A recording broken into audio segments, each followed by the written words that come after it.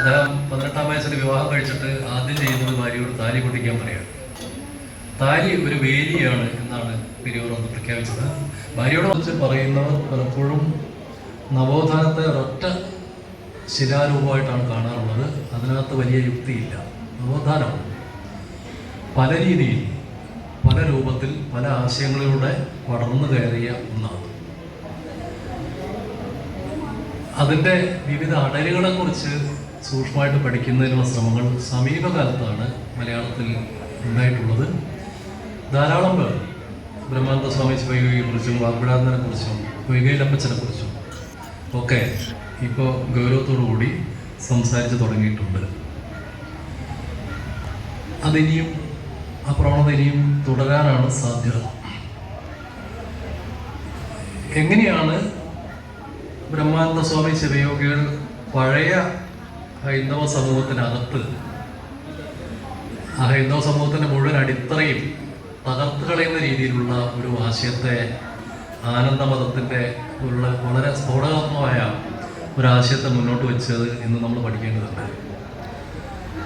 അദ്ദേഹം ദൈവത്തെക്കുറിച്ച് പറയുന്നില്ല, പൂജാവിധികളെക്കുറിച്ച് പറയുന്നില്ല, വിഗ്രഹങ്ങളെക്കുറിച്ച് പറയുന്നില്ല, സ്വർഗത്തെക്കുറിച്ചോ നരകത്തെക്കുറിച്ചോ പരലോകത്തെക്കുറിച്ചോ പറയുന്നില്ല. അത്രയും വിധ്വംസകമായ ഒരാശയം, ജാതി മത ചിന്തകൾക്കപ്പുറമുള്ള മനുഷ്യൻ്റെ തുല്യതയെക്കുറിച്ചുള്ള ഒരാശയം യഥാർത്ഥത്തിൽ കേരളീയ സമൂഹത്തിനകത്ത് ഉണ്ടാക്കിയിട്ടുള്ള വിസ്ഫോടനങ്ങൾ വളരെ വലുതായിരുന്നുവെന്ന് ഇന്ന് തിരിഞ്ഞു നോക്കുമ്പോൾ അറിയാം. അദ്ദേഹം ജീവിച്ചിരുന്ന കാലത്ത് അദ്ദേഹത്തിൻ്റെ ശിഷ്യരായിരുന്ന ആളുകളുടെ വലുപ്പം നമ്മളെ ഇന്ന് അത്ഭുതപ്പെടുത്തും. അദ്ദേഹം ഒരു അധ്യാപകനായി കോഴിക്കോട്ട് പ്രവർത്തിച്ചിരുന്ന കാലത്ത് KP കേശവമേനോനും KV കൃഷ്ണയ്യരും അടക്കമുള്ള വലിയ അന്നത്തെ കോഴിക്കോടിൻ്റെ വലിയ ദൈക്ഷണിക തേജസ്സുകൾ ബ്രഹ്മാനന്ദ സ്വാമി ശിവയോഗിയുടെ ശിഷ്യഗണത്തിൽപ്പെടുന്നവരായിരുന്നു. മിതവാദി കൃഷ്ണവക്കലിനെ പോലുള്ളവർ, അയ്യത്തൻ ഗോപാലിനെ പോലുള്ളവർ, ആ കാലത്തെ പ്രബുദ്ധതയുടെ, മലബാറിൻ്റെ പ്രബുദ്ധതയുടെ കേന്ദ്രമായിരുന്ന കോഴിക്കോട്. വളരെ കുറച്ചു കാലമേ അദ്ദേഹം അവിടെ ജീവിച്ചിട്ടുള്ളൂ. പക്ഷേ ആ നഗരം അദ്ദേഹത്തിൻ്റെ ചിന്താരീതികളിൽ വരുത്തിയിട്ടുള്ള പരിവർത്തനം ചെറുതല്ല. വാഗ്ഭടാനന്ദൻ മലബാറിൽ സൃഷ്ടിച്ചിട്ടുള്ള ആശയപരമായ വിസ്ഫോടനം ചെറുതല്ല.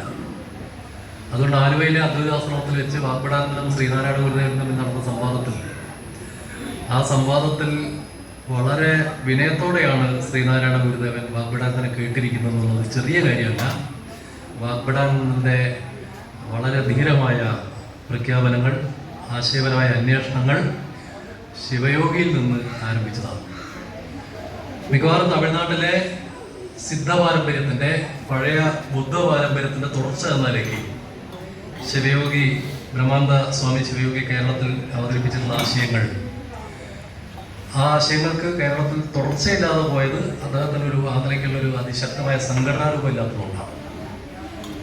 തമിഴ്നാട്ടിലെ പെരിയോർ രാമസ്വാമി നായ്ക്കരുടെ അതേ ഗൗരവത്തിൽ ആണ് ശിവയോഗി ഈ ആശയങ്ങൾ അവതരിപ്പിച്ചത്. പെരിയോർ ഇന്നും തമിഴ്നാട്ടിൻ്റെ സാമൂഹ്യ ജീവിതത്തിൻ്റെ ഒരു പ്രധാന ഘടകമാണ്. പെരിയോർ ഉണ്ടാക്കിയിട്ടുള്ള വിപ്ലവങ്ങൾ തമിഴ്നാട്ടിൽ ഇന്നും സ്ത്രീകളിലും പുരുഷന്മാരിലും ഒക്കെ നിലനിൽക്കുന്നുണ്ട്. വിപ്ലവത്തിൻ്റെ സ്വഭാവം അത്ഭുതകരമാണ്. അദ്ദേഹം 18-ാം വയസ്സിൽ വിവാഹം കഴിച്ചിട്ട് ആദ്യം ചെയ്യുന്നത് ഭാര്യയോട് താലി പൊട്ടിക്കാൻ പറയാണ്. താലി ഒരു വേലിയാണ് എന്നാണ് പെരിയോർ അന്ന് പ്രഖ്യാപിച്ചത്. ഭാര്യയോട് മാത്രമല്ല, തമിഴ്നാട്ടിലെ മുഴുവൻ സ്ത്രീകളോടുള്ള പ്രഖ്യാപനമാണ്. താലി ഒരു ജയിലാണ് എന്നാണ് പെരിയോർ പറഞ്ഞത്. മരിക്കുന്നതുവരെ പെരിയോർ രാമസ്വാമി നായ്ക്കരുടെ പ്രസംഗങ്ങൾ തമിഴ്നാട്ടിലെ അതിശക്തമായ രാഷ്ട്രീയ സാമൂഹ്യ പ്രയോഗമായിരുന്നു. ഇപ്പോഴും പെരിയോർ തമിഴ്നാട്ടുകാർക്ക് ഒരു വികാരമായി തുടരുന്നതിൻ്റെ അടിസ്ഥാനം അദ്ദേഹം മുന്നോട്ട് വെച്ച വിപ്ലവകരമായ ആശയങ്ങളാണ്.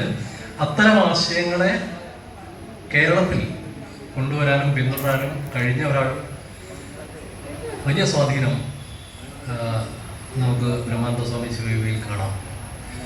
നവോത്ഥാനത്തിൻ്റെ വ്യത്യസ്തമായ അടരുകളാണ് ഇതൊക്കെ. നമ്മളതിൻ്റെ വിശദാംശങ്ങളിലേക്ക് പോവില്ല.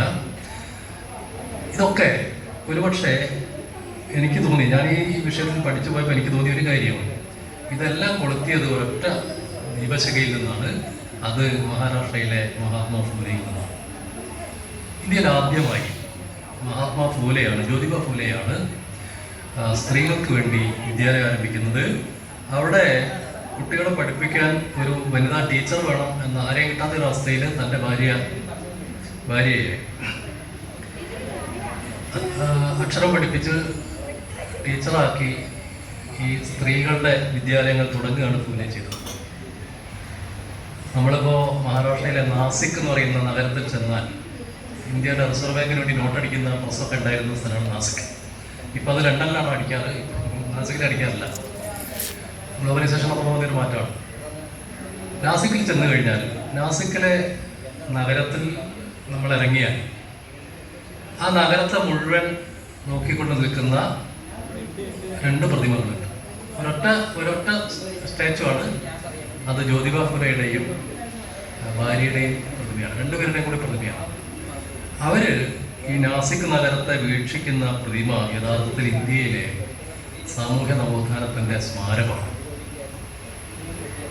ജ്യോതിബ ഫുലെയും ഭാര്യയും തുടക്കമിട്ട ഒരു വിപ്ലവകരമായ ആശയപ്രചരണത്തിന്റെ കേരളത്തിലെ,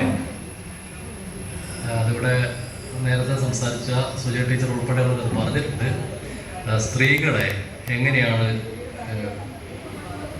അവരുടെ സ്വാതന്ത്ര്യത്തെ, അവരുടെ അവകാശങ്ങളെ, അവരുടെ വീക്ഷണങ്ങളെ എങ്ങനെ മാറ്റി തീർക്കണമെന്നാണ് ബ്രഹ്മാനന്ദ സ്വാമി ശിവയോഗി പറഞ്ഞത്.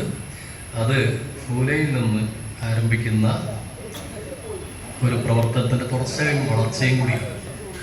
അതുകൊണ്ട് ഇന്ന് ബ്രഹ്മാനന്ദ സ്വാമി ശിവയോഗിയുടെ ആശയങ്ങളെ നാളത്തേക്ക് വേണ്ടി എങ്ങനെ വികസിപ്പിക്കാം എന്നതിനെക്കുറിച്ച് ചിന്തിക്കുമ്പോൾ അതിനുള്ള പ്രായോഗികമായ നിരവധി കർമ്മ പദ്ധതികളിലേക്ക് പോകേണ്ടതുണ്ട്. തീർച്ചയായും പ്രഭാകരൻ പഴശ്ശി അതിവിടെ അവതരിപ്പിക്കും എന്നാണ് ഞാൻ കരുതുന്നത്. അദ്ദേഹത്തിൻ്റെ അവതരണത്തിൽ വന്നിട്ടില്ല എന്ന് തോന്നുന്ന കാര്യങ്ങൾ തീർച്ചയായിട്ടും സദസ്സിൽ നിന്ന് എഴുതി തരുമെന്നും അങ്ങനെ